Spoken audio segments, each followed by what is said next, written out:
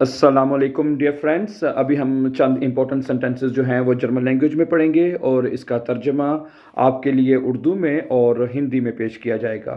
Sentence number 1 है मैं हर सुबह काम पर जाता हूँ। Ich gehe jeden Morgen zur Arbeit।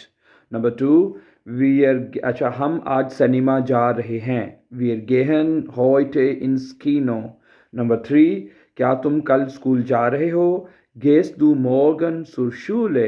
Number 4, er geht, er geht oft spazieren। वो अक्सर सैर करने के लिए जाता है। Number 5, sie gehen zusammen in die Stadt। वो दोनों शहर में एक साथ जा रहे हैं। Number 6, gehen wir jetzt nach Hause? क्या हम अभी घर जा रहे हैं? ठीक है।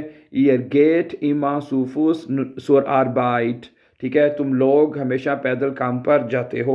Number 8, die Kinder gehen in den Park। बच्चे पार्क में जा रहे हैं। wann gehst du einkaufen? तुम खरीदारी के लिए कब जा रहे हो? Number 10, er geht jeden Abend joggen।